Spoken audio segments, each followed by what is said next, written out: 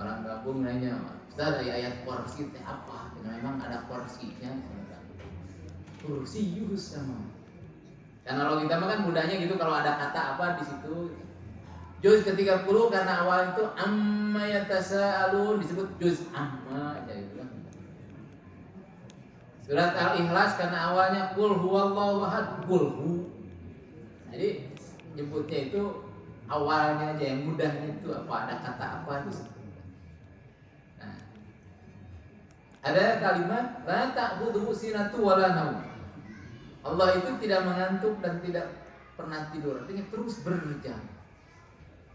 Dan itu jangan, aduh capek kalau begitu. Tentu tidak ada sifat-sifat manusia itu ada pada Allah. Capek itu kan hanya sifat makhluk, termasuk di dalamnya sifat manusia. Kalau Allah sebagai sang pencipta tentu tidak mengenal, berbeda dengan sifatnya dengan makhluknya. Mukhalafatul lil hawadisi. Allah itu berbeda dengan makhluk ciptaannya, dengan sesuatu yang baru yang diciptakan.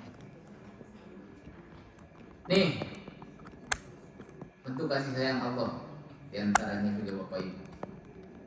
Allah membalas kebaikan berlipat ganda, sedangkan berlipat ganda pahala. Jadi kalau kita berbuat kebaikan, pahalanya dilipat gandakan orang. Sedangkan balasan atas perbuatan dosa tidak dilipat gandakan. Ini luar biasa ya. Jadi kalau kita berbuat kebaikan, pahalanya itu dilipat gandakan oleh Allah. Tapi kalau berbuat dosa tidak, ini dalilnya. Surat Al-An'am ayat 160. Man jaa'a bil hasanati falahu asyru amsalihha. Barang siapa yang membawa amal baik, amal yang baik, maka baginya pahala asyru amsalihha, 10 kali lipat yang seperti amalnya itu. Jadi 10 kali lipat seperti amal yang dilakukan. Kemudian kata Allah, wa man jaa bis-sayyi'ah wala yujza illa mislaha. Akan tetapi kata Allah, siapa yang berbuat atau melakukan perbuatan jahat tidak diberi pembalasan melainkan seimbang dengan kejahatan. Jadi seimbang dengan kejahatan yang tidak dilipat gandakan kalau balasan atas kejahatan. Ini luar biasa kasih sayang Allah Subhanahu wa taala. Kalau semuanya dilipat gandakan, ini bahaya ini kita karena sering berbuat dosa. Lipat gandakan juga dosanya. Wahum la yuzlamun kata Allah, dan mereka sedikit pun tidak dianiaya, tidak betul. Nah, Bapak Ibu rahimahullah, apalagi kalau bulan Ramadan. Kalau bulan Ramadan itu sering disebut obral pahala. Pahala ibadah sunnah disetarakan seperti ibadah wajib. Ibadah wajib dilipat gandakan 70 kali. Apalagi kalau kita mengejar Lailatul Qadar, khairum min alfi syahr. Itu lebih baik daripada 1000 bulan. Wah, luar biasa. Kalau kita maka 10 hari terakhir, Bapak Ibu, semangat ya ibadahnya. 10 hari terakhir, semakin dekat ke Idul Fitri, masjidnya harus semakin ramai. Hati-hati jaga fisik, jaga kondisinya. Jangan anget-anget teh ayam. Anget-anget ayam itu di awal itu anget. Lama-lama teh ayam itu nggak anget gitu, disebut anget-anget teh ayam. Kalau nggak percaya sok aja kalau ayam buang kotoran dipegang sama Bapak Ibu. Anget-anget teh ayam. Di awal Ramadan, wah masjid pada itu ramai. Lama-lama ibu-ibu pada tawaf di Carrefour, pada tawaf di Blorma, wah hidupnya. Sibuk bikin kue, sibuk persiapan lebaran, beli baju dan sebagainya. Bapak-bapaknya juga sibuk mempersiapkan untuk mudik dan sebagainya. Persiapan lebaran, rumah dicet, mobil dicet, wah pokoknya peningkatan ibadah tidak terjadi. Jadi harusnya kita semakin akhir Ramadan itu ibadah kita harus semakin baik. Ya, silakan Ustaz ayatnya. Sehat saja. Nah, jadi kasih sayang Allah kepada manusia luar biasa nih. Khususnya bagi kita umat Islam. Kalau kita berbuat baik, dilipat gandakan pahalanya itu 10 kali lipat. Kalau berbuat dosa hanya 1, dibalasnya itu. Itu nah ini wujud kasih sayang Allah supaya kita lebih yakin lagi kepada kasih sayang Allah Subhanahu wa taala kepada kita. Nih, kita diuji dengan kesulitan. Semua orang juga punya masalah. Tapi bersama kesulitan Allah menjanjikan kemudahan. Luar biasa ya, kita diuji oleh Allah, tapi Allah udah memberitahu. Fa inna ma'al usri yusron, inna ma'al usri yusron, sampai diulang dua. Sesungguhnya bersama kesulitan ada kemudahan. Kalau bersama itu berbarengan. Jadi kalau ada yang menafsirkan sesungguhnya di balik kesulitan ada kemudahan, bukan di balik. Ma'a itu bersama-sama. Jadi kalau ma'a misalnya, jitu ila Makkah ma'a Pak Haji Iwan. Nah, saya bersama-sama ke Mekah, datang bersama Pak Haji Iwan, bersama-sama itu berbarengan. Ma'a itu dalam bahasa Arab. Nah, kalau di sini kata wa inna ma'al usri yusra. Sesungguhnya bersama kesulitan. Yusro ada kemudahan. Usron itu kesulitan, yusron itu kemudahan. Jadi bersama kesulitan ada kemudahan. Diulang sampai 2 kali. Dan ada taukid di sini. Inna, sesungguhnya. Kalau kata anak-anak mah swear. Swear kata bahasa. Swear. Swear itu sungguh. Inna ma'al usri yusra, bersama kesulitan ada. Ini kasih sayang Allah, kita itu diuji, tapi oleh Allah diberitahu bahwa bersama kesulitan ada kemudahan. Bersama kesulitan ada kemudahan. Bahkan kalau dalam akhir surat Al-Baqarah itu ditekankan la yukallifullahu nafsan illa wus'aha. Allah tidak membebani seseorang kecuali sesuai dengan kadar kemampuan. Wus'un itu kemampuan. Jadi sesuai dengan kadar kemampuannya, tenang. Jadi kalau kita orang yang beriman tenang aja, diuji oleh Allah, nggak akan diuji di luar kemampuan kita. Kayak dosen nggak akan menguji di luar kemampuan mahasiswanya, guru menguji kemampuan siswanya. Dan di balik ujian itu, di balik soal yang diujikan, kunci jawabannya sudah ada. Dan bersama kesulitan ada kemudahan. Ini luar biasa kasih sayang. Nah maka Bapak Ibu jangan panik kalau kita diuji. Panik itu diantaranya ketika diuji malah kemudian jadi berbuat maksiat. Karena panik diuji kemudian jadi narkoba. Ini sudah diuji kemudian malah bermaksiat. Panik. Ada, saya contohkan, ini bukan di sini. Ada seorang istri diuji, suaminya selingkuh. Kemudian dia panik dan marah. Kemudian apa? Karena dia juga ada mantannya, ada mantan. Kemudian dia dekati lagi mantannya, kemudian dibalas sama dia selingkuh lagi. Nah, dia kan kacau ya. Diuji suaminya selingkuh, dia malah selingkuh juga, berlipat-lipat dosanya. Nah, tenang, bersama kesulitan ada kemudahan, tenang. Itu kalau diuji itu jangan kemudian kita malah jadi bermaksiat. Diuji dengan penyakit, datang ke dukun. Diuji dengan maid malah jadi musyrik gitu. Malah datang ke dukun. Jadi musyrik.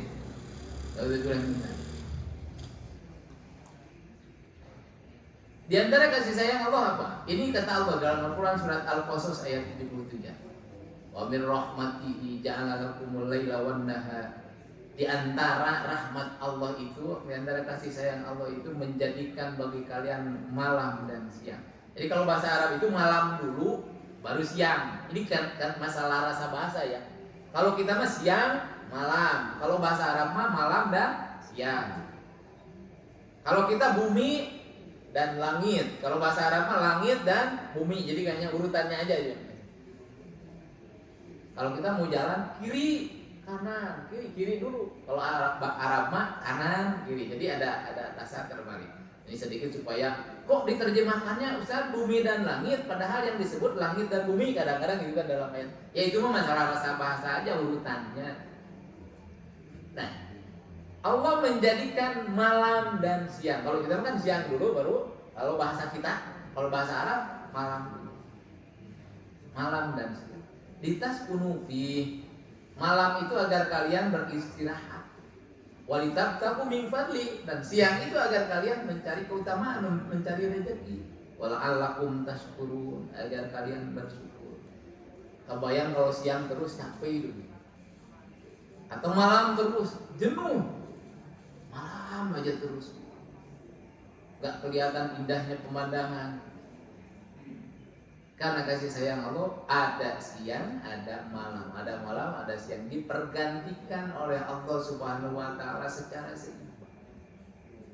Nah, oleh karena itu, karena Allah sudah menjadikan seperti itu, maka yang terbaik kalau malam itu istirahat. Karena ada yang sempat siang olahraga katanya badminton. Ada teman saya, kalau hari Senin tidak masuk kantor, kemana? Habis badminton sih malam ini Pak. Kenapa badminton malam-malam? Ya soalnya sibuk siang. Dari jam berapa badmintonnya? Dari jam ba'da asar kemudian sampai jam 12 malam bersama teman-teman. Ini menyalahi kodratnya, harusnya malam-malam itu istirahat. Ada yang sampai begadang sampai pagi sampai subuh badminton. Nah, ini menyalahi fitrahnya loh gitu. Olahraga malam-malam kayak gitu. Jadi kalau yang suka olahraga malam-malam sebaiknya ubah.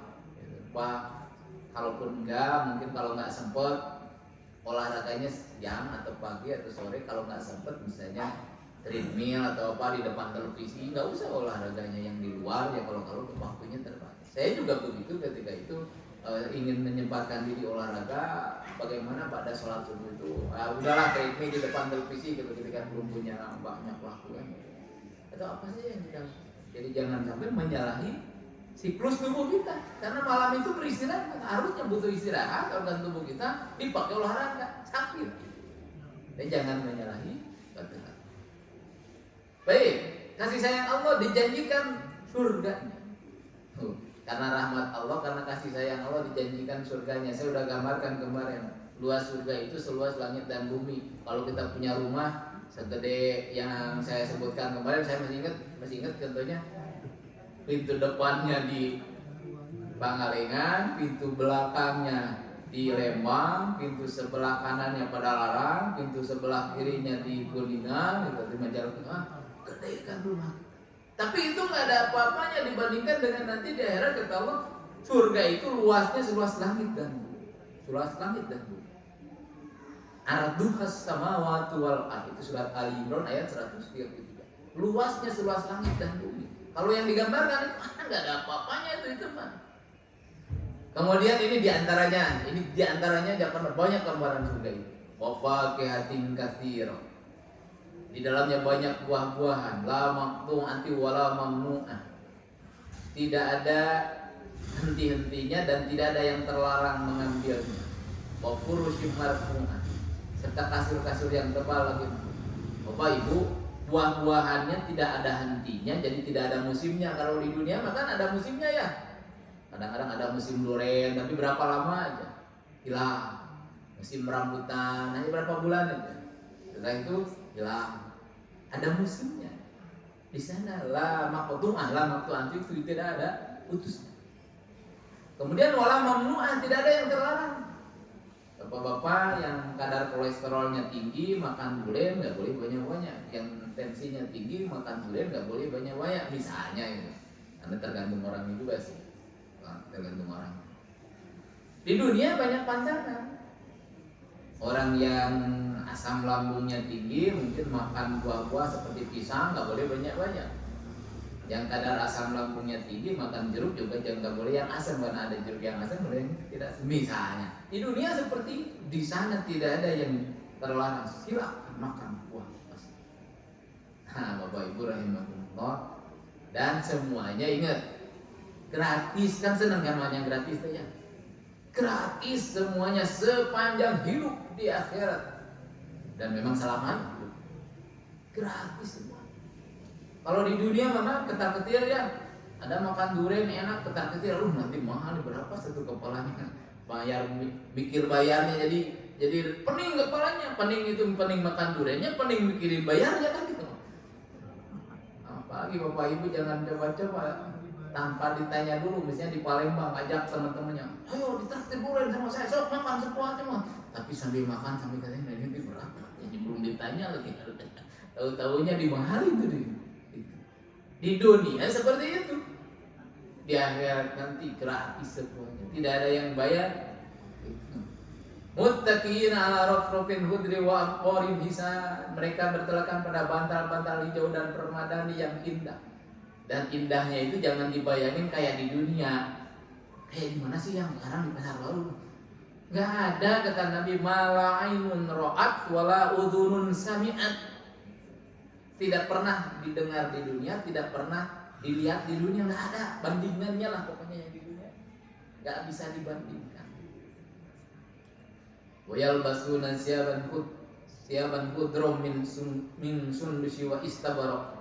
Surat Al-Kahfi. Mereka mengenakan pakaian berwarna hijau terbuat dari sutra halus dan sutra tebal dan ori, bukan KW. Kalau di dunia mau sutra KW sutra KW kalau di dunia, apalagi kalau laki-laki kan nggak boleh ya pakai pakaian sutra. Di dunia mah cuma tipuan saja ya. Kalau nanti di sana sutra itu, dan tidak ada larangan, tidak ada yang dilarang, tidak ada yang dipantang. Laki-laki mau pakai emas silakan. Kalau di dunia kan laki-laki terlarang, pakai sutra laki-laki terlarang. Di sana nggak ada yang terlarang, silakan. Nah, masih banyak bentuk-bentuk kasih sayang Allah yang lainnya, Bapak Ibu, diantaranya diberikannya kesehatan tubuh kita. Sehat itu bukan datang begitu saja, tapi kasih sayang Allah. Diberi akal, pikiran, hati nurani. Kan binatang tidak diberi akal, tidak diberi pikiran, tidak diberi hati nurani. Menumbuhkan rasa cinta di hati manusia dan seterusnya. Nah, saya persingkat, bagaimana kita supaya mendapatkan rahmat Allah, supaya mendapatkan sayangnya Allah Subhanahu wa taala, dan ini tiket masuk surga. Ingat, seseorang, kata Nabi, masuk surga bukan karena amalnya semata-mata, tapi karena rahmat Allah. Bagaimana supaya kita bisa mendapatkan rahmat Allah, sayangnya Allah Subhanahu wa taala? Nah, itu yang pertama, kata Nabi, man la yarham la yurham. Man la yarham, siapa yang tidak menyayangi, la yurham, tidak akan disayangi. Maka intinya dari hadis ini kita diperintah untuk menyayangi sesama makhluk Allah. Kalau dalam hadis lain Rasulullah bersabda begini, irhamu man fil ard, sayangi oleh kalian makhluk Allah yang ada di muka bumi ini. Yarhamkum man fis sama, maka yang ada di langit, maksudnya Allah Subhanahu wa taala, para malaikat yang ada di langit, yarhamkum, akan merahmatimu, akan menyayangimu. Jadi sayangi sesama makhluk. Jadi kalau bapak-bapak, ibu-ibu ada yang penyayang kucing, ada yang penyayang kucing, sengaja. Saya belum sering lihat tuh di daerah kampung di ITB itu ada komunitas penyayang kucing. Kalau ada anak-anak remaja turun dari motor ngasih makan kucing, bapak, udah kadang-kadang dipotongin. Terutama ketika musim pandemi. Ketika musim pandemi itu kan banyak kucing di sekitar kebun binatang, di situ di sekitar kampus ITB, yang dagang nggak ada yang dagang, jadi nggak ada yang dagang yang ngasih makan dulu. Kampus libur karena pembelajaran online. Nah, itu banyak komunitas-komunitas penyayang kucing. Saya sering melihat ngasih makan, bagus.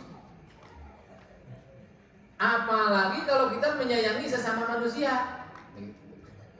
Menyayangi binatang saja bisa seperti itu. Ingat, ada hadis Nabi, ada laki-laki pezina yang diampuni dosa-dosanya oleh Allah karena memberi minum seekor anjing yang kehausan. Ngasih minum anjing yang kehausan menjadi wasilah. Dia dibukakan hatinya, bertobat kepada Allah, dan diampuni dosa-dosanya oleh Allah Subhanahu wa taala. Jangan dipotong. Tenang aja, nanti kalau berzina tinggal ngasih minum anjing, nanti gampang lah tobatnya. Enggak begitu. Jangan dipotong. Jadi menjadi wasilah bertobat, kemudian dia diterima tobatnya oleh Allah Subhanahu wa taala. Nah, bapak-bapak, ibu-ibu rahimahullah, itu kan kepada binatang. Tapi ingat dosanya juga loh gitu. Kata Nabi, ada wanita yang masuk neraka, artinya terancam masuk neraka.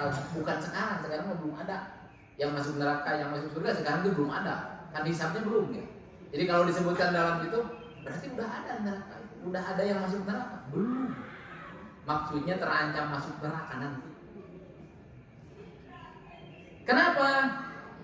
fi hirratin habasatha salasata ayyam, karena dia mengurung seekor kucing 3 hari 3 malam. Kucingnya kucing garong, dikurung 3 hari 3 malam, mati kucingnya. Maka kata Nabi, dia akan masuk neraka wanita. Nah, untuk bilang ini menyayangi sesama makhluk Allah itu luar biasa, bisa menjadi penyebab masuk ke dalam surga ketika kita menyayanginya. Ketika kita mendoliminya, terancam akan masuk ke dalam neraka. Banyak kan sekarang mah ya jadi pelajaran tuh, harus jadi pelajaran. Kayak di YouTube itu ada seorang TNI yang melempar kucing ke laut gitu. Ada kemudian pekerja di perusahaan Pertamina, tapi katanya itu perusahaan pekerja itu outsourcing, bukan karyawan Pertamina, melempar anjingnya ke buaya, lempar, kejam, anjingnya mati. Nah, yang kedua, kalau kita ingin mendapatkan rahmat Allah, itu berdasarkan Al-Quran surat Al-A'raf ayat 56. Kita harus senantiasa berbuat ihsan. Berbuat ihsan itu adalah berbuat baik, arti asalnya. Tapi kata Nabi, berbuat ihsan itu adalah beribadah kepada Allah seolah-olah melihat Allah. Walaupun kamu tidak bisa melihat Allah, sesungguhnya Allah melihat. Firman Allah, wala tufsidu fil ardi ba'da islahiha. Janganlah kalian berbuat kerusakan di muka bumi setelah baik keadaannya. Setelah Allah memperbaikinya, aslaha yusli itu memperbaiki. Wad'uhu khaufan wa tama'an. Berdoalah kepada Allah dengan rasa takut tidak diterima, dengan penuh harap. Mengharap dikabulkan. Inna rahmatallah qaribun minal muhsinin. Sesungguhnya rahmat Allah itu dekat kepada orang yang berbuat ihsan, berbuat baik. Nah, berbuat baik itu macam-macam konteksnya atau bentuknya. Misalnya kita berbuat baik dalam beribadah. Orang yang berbuat ihsan itu sholat misalnya. Mulai dari wudunya, perhatikan wudunya dengan sebaik-baiknya. Tertib wudunya itu, kemudian sesuai dengan sunnah Nabi. Punten, kalau yang mengusap rambut atau mencomot rambut, wudunya tidak benar. Karena berdasarkan ayat Qur'annya, wamsahu birusikum, usaplah kepala bukan rambut. Jadi bukan wudu tuh, dicomotan begini, apalagi dilempar-lempar aja. Kayak di kampung dulu saya sering lihat ada dilempar aja. Bukan begitu, tapi diusap kepalanya, tarik lagi. Jadi kepala bukan rambut. Karena kalau mengusap rambut orang botak nggak bisa wudu. Kalau mengusap rambut, gimana orang botak nggak bisa wudu tuh? Yang diusap tuh kepala kata Al-Quran. Nah, itu kalau wudu itu maka perhatikan orang yang berbuat ihsan mulai dari wudunya, perhatikan itu, benarkan dulu wudunya. Kesalahan-kesalahan itu diantaranya ya. Diantaranya juga ketika mengambil air dimasukkan ke mulut, kemudian ke hidung. Ke hidung itu bukan dicomotan hidungnya, dicomot hidungnya, tapi inhiraf itu adalah diisap air. Bagaimana sedang puasa? Gak apa-apa, bukan minum itu kan, sedang puasa. Dan kalau diisap itu air itu masuk ke batang hidung, kemudian dikeluarkan lagi, itu mengeluarkan kotoran-kotoran. Jadi bukan nyomotan hidung begini. Nah, itu dia coba dibetul untuk cara-cara wudunya bapak-bapak, ibu-ibu, supaya kita berbuat ihsan ibadah. Kemudian kita mendirikan sholat. Mendirikan sholat itu tentu kosongkan hatinya, pikirannya, banyak mengingat kematian, kemudian konsentrasi menghadap Allah Subhanahu wa taala. Jadi supaya lebih khusyuk. Upayakan pahami ayat apa yang dibacanya. Jadi jangan sampai ketika kita sholat itu tidak paham apa yang dibaca, sehingga tidak bisa khusyuk sholat. Bagaimana kita berbuat ihsan dalam ibadah mahdhum? Kalau kita misalnya mau mengeluarkan zakat fitrah, Bapak Ibu, upayakan kalau pakai beras, berasnya itu kualitasnya harus minimal setara dengan yang kita makan. Jangan ada beras yang kurang bagus, kemudian sengaja di rumah disisihkan, udah jangan dimakan, cuma buat zakat fitrah aja. Salah itu. Untuk beribadah kepada Allah itu pilih yang terbaik, kalau bisa mah yang lebih baik dari yang kita makan. Kalau dengan uang, lebihkan saja dari beras yang kita makan, jangan malah dikurangi, jangan malah disisihkan. Udah jangan dimakan, gak enak kan berasnya, buat bayar zakat fitrah aja. Salah sekali itu.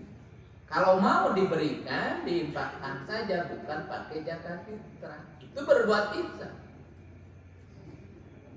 Ibu bapak kalau berbuat baik, kita mau ngasih kepada orang yang ngamen, misalnya berbuat ihsan itu berikan dengan cara yang baik. Kalau bisa uangnya juga uang yang terbaik, walaupun hanya 2.000, tapi lembaran kertasnya jangan yang paling kucel.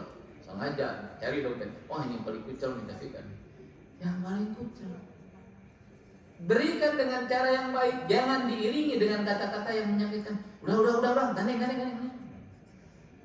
Ngasih tapi diiringi dengan kata-kata yang menyakitkan, itu bukan jadi kebaikan, tapi malah menyakitkan.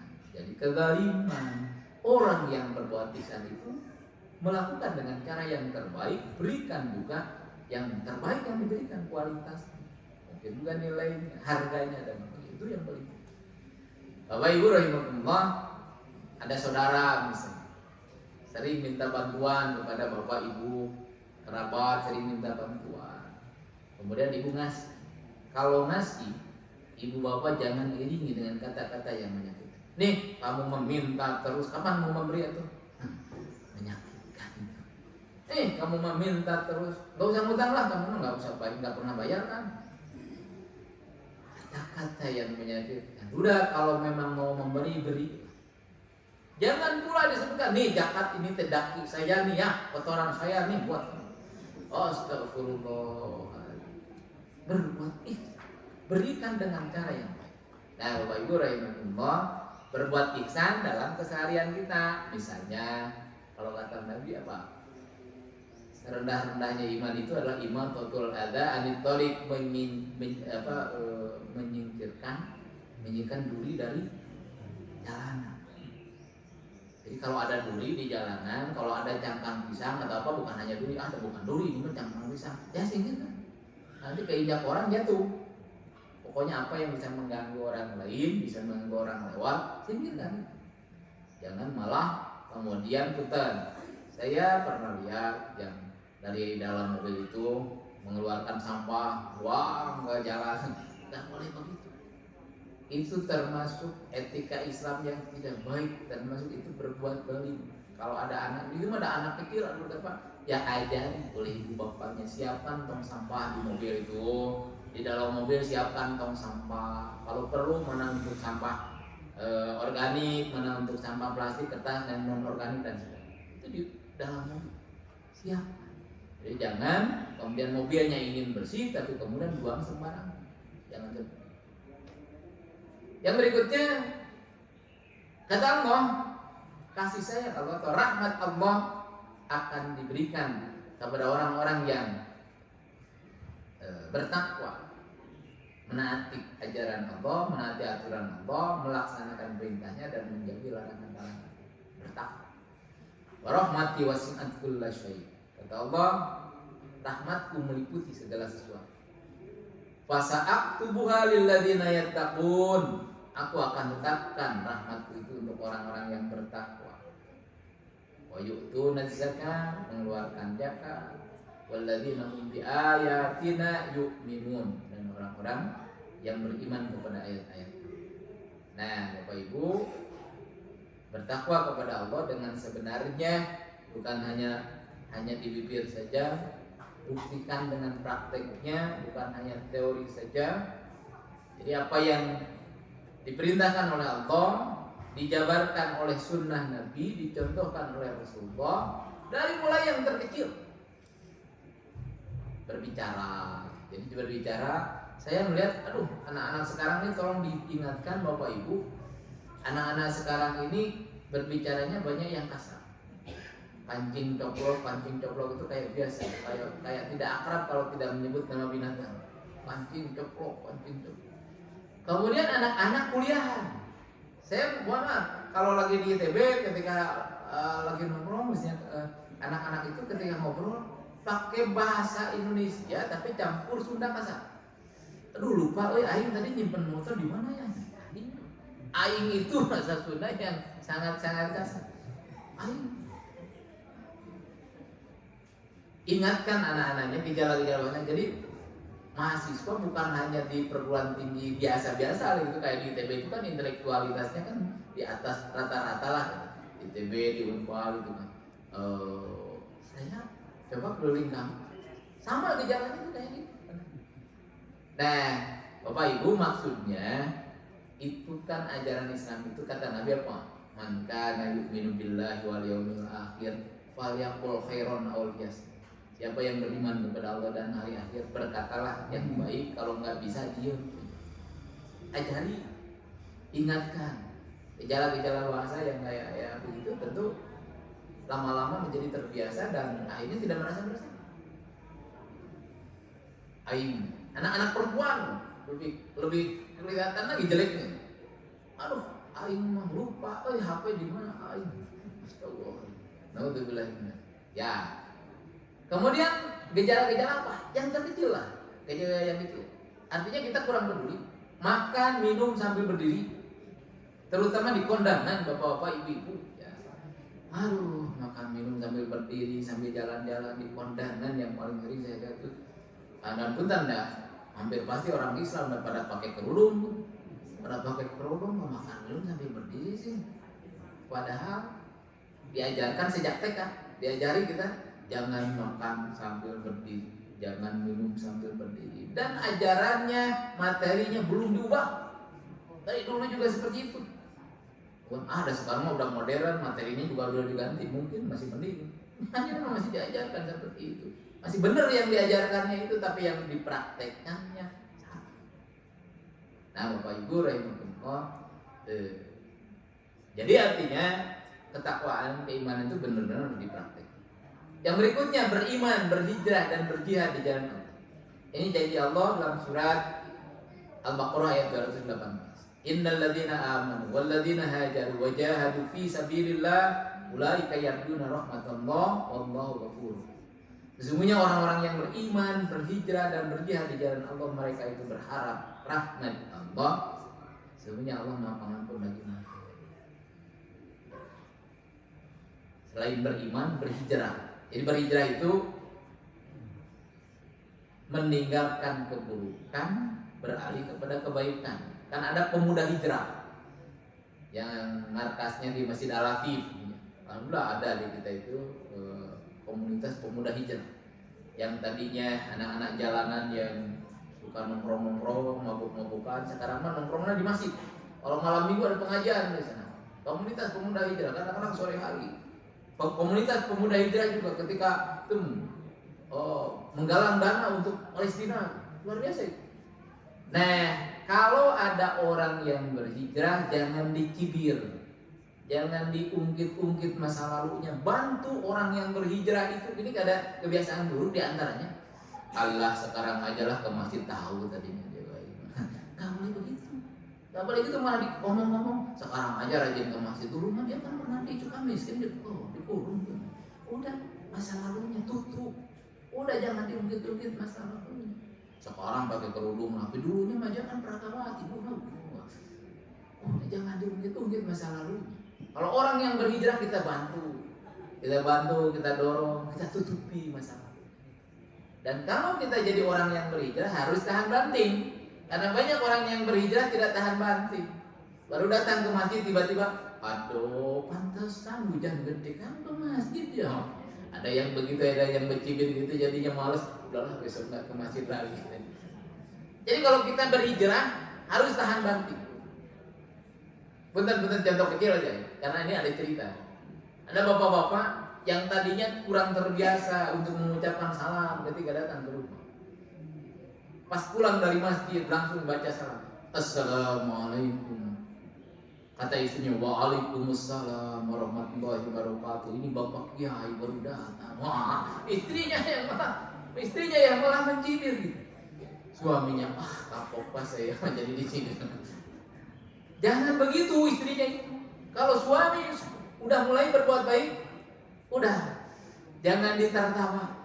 Apalagi kalau salah ditertawakan. Namanya orang baru berhijrah, baru belajar. Jadi jangan ditertawa, jangan dicibir. Tapi bagaimana dimotivasi? Karena banyak orang-orang yang mau berhijrah tapi kemudian mendapatkan perlakuan yang tidak menyenangkan, jadi kapok. Ya, gitu. Bapak Ibu rahimakumullah, orang yang beriman, orang yang berhijrah dan berjihad di jalan Allah dijanjikan untuk mendapatkan rahmat.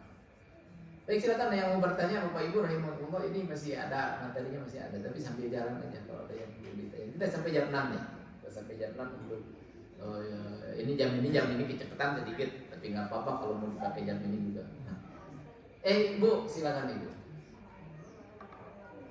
Waalaikumsalam.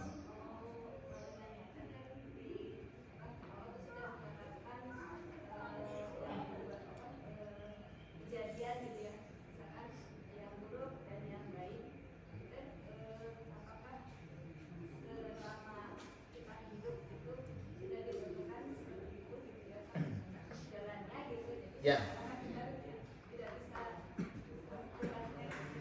Betul, Bu. Kita aja, Bu. Terima kasih. Ibu siapa namanya, Ibu? Ibu Fitri. Ibu Tri, ya. Terima kasih Bu Tri. Gini. Jadi, apakah orang itu sudah ditentukan baik buruknya oleh Allah Subhanahu wa taala? Nah, kalau seperti itu tidak adil orang masuk neraka. Karena udah ditentukan oleh Allah orang di sini jahat. Nah, takdirnya jadi copet ya mah tuh ya nggak adil kalau harus dibakar di neraka gitu. Jadi Allah itu memberikan potensi kepada kita dan memberikan kebebasan untuk memilih. Mau memilih jadi orang baik, mau memilih jadi orang jahat. Itu. Jadi Allah itu memberikan potensi kepada kita. Hidayah Allah memang diturunkan tidak kepada semua orang, tergantung juga kepada orang yang mau menjemput hidayah itu. Antara lain dalam Al-Quran surat Al-Ankabut, walladzina jahadu fina lanahdiyannahum subulana. Orang-orang yang bersungguh-sungguh di jalan kami, orang-orang yang berjihad di jalan kami akan kami tunjukkan hidayah ke jalan. Jadi hidayah Allah itu turun dijemput dengan bersungguh-sungguh, dengan upaya dulu. Nah, jadi Ibu, itu tidak ada orang itu pokoknya oleh Allah itu sudah wah ini mah takdirnya kayak gitu, nggak bisa lah pokoknya apapun yang dia lakukan dia nggak bisa lagi. Tidak ada.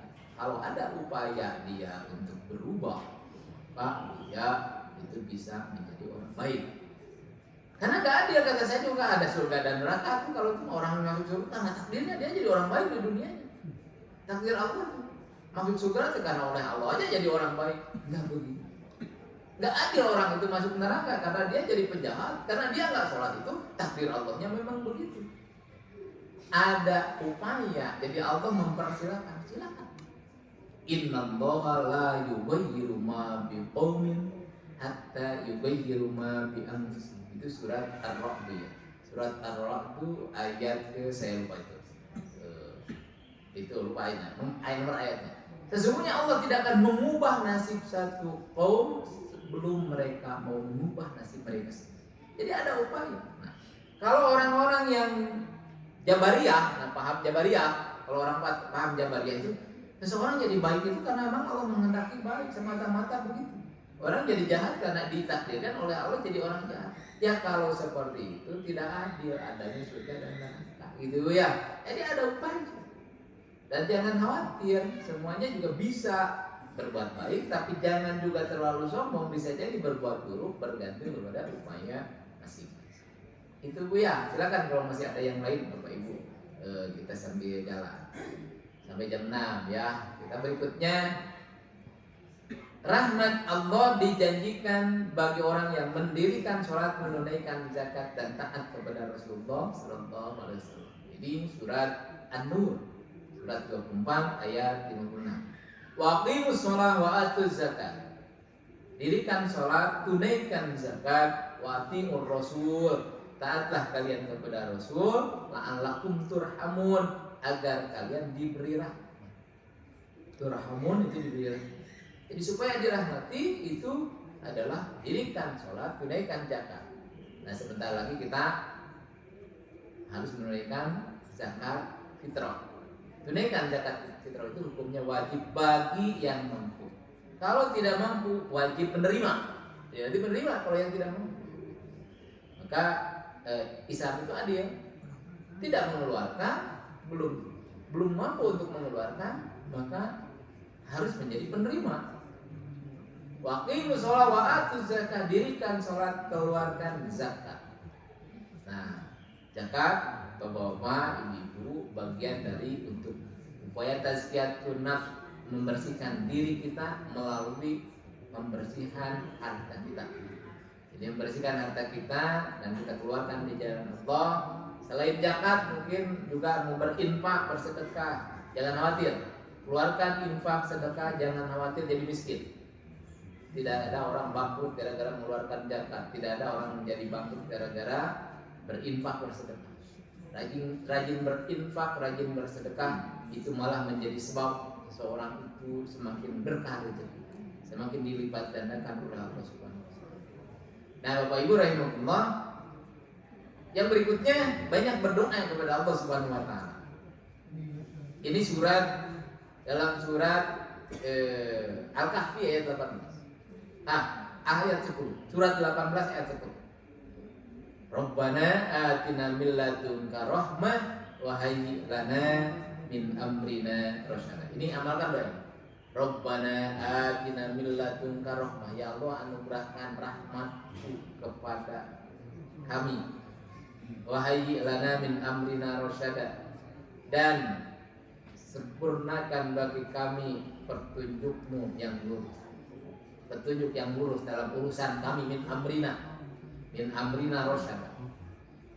Berikan kelurusan dalam urusan kami. Jangan bengkok, jangan menyimpang dari jalan Allah. Tapi intinya di sini di awal, atina min ladunka rahmah, ya Allah anugerahkan kepada kami rahmat-Mu. Ini tiket untuk ke surga kan, rahmat itu. Nah, rahmat Allah tidak tiba-tiba turun. Tentu bagaimana kita dianugerahi juga upaya untuk menggapai, untuk meraih rahmat Allah. Jadi orang yang baik dalam beribadah, hablum minallah. Orang yang baik berdimensi hablum minannas. Jadi intinya kalau kita mau jadi orang yang baik itu harus seimbang hablum minallah dengan hablum minannas. Jangan jadi ahli masjid bapak-bapak tapi ke istri galak. Jangan jadi ahli masjid tapi dengan tetangga bertengkar. Jangan jadi ahli masjid tapi suka menyakiti hati orang lain. Tulisan yang menyakitkan, ucapan menyakitkan, tindakan mengganggu orang lain, nah itu yang jangan sampai terjadi. Bapak Ibu rahimahullah, berikutnya banyak membaca, menghafal dan mengamalkan Al-Quran. Ini surat Al-An'am ayat 155. Wa hadza kitabun anzalnahu mubarakun fattabi'uhu wattaquhu la'allakum turhamun. Itulah Al-Quran, kitab yang kami turunkan, yang diberkahi kita. Ikutilah dia, bertakwalah agar kamu mendapatkan. Jadi fattabi'uhu di sini para ulama menafsirkan ikuti Al-Quran itu tentu di situ bukan hanya mengikuti Al-Quran begitu saja, tapi maksudnya apa? Baca Al-Quran itu, kaji kandungan maknanya, hafalkan sedikit demi sedikit ayat Quran itu, nggak usah banyak-banyak, 30 juz cukup gitu. 30 juz, nggak usah banyak-banyak, dan nggak boleh lebih, tidak boleh lebih. Karena ada yang mengatakan Bapak Presiden itu, Pak Jokowi itu hafal 40 juz Quran. Kacau. Yang menterinya yang ngomong itu non muslim. Astagfirullahaladzim. Ini dari mana 10 juznya lagi?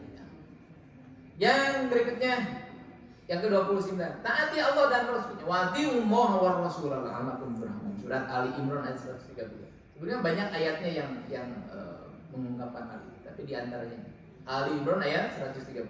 Taatlah kalian kepada Allah dan Rasulnya agar kalian dirahmati. Kemudian yang berikutnya dengar, perhatikan dengan tenang ketika dibacakan Al-Quran. Wa idza quri'al Qur'an fastami'u lahu wa ansitu la'allakum turhamun. Ini surat Al-A'raf ayat 204. Ketika dibacakan ayat Al-Quran, dengarkan baik-baik dan perhatikan. Wa ansitu itu memperhatikan. La'allakum turhamun, agar kalian mendapatkan rahmat. Dan yang terakhir perbanyak istighfar, memohon ampunan Allah Subhanahu wa taala. Ini dalilnya surat An-Naml ayat 40. Baik Bapak Ibu rahimakumullah, selama bulan Ramadan ini yang sering disebut itu dalam salah satu hadis, dan walaupun hadisnya itu hadis dhaif. Hadis dhaif itu hadis lemah.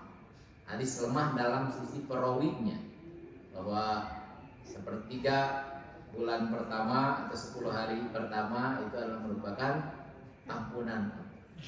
Kemudian 10 hari kedua itu adalah rahmat, turunnya rahmat Allah.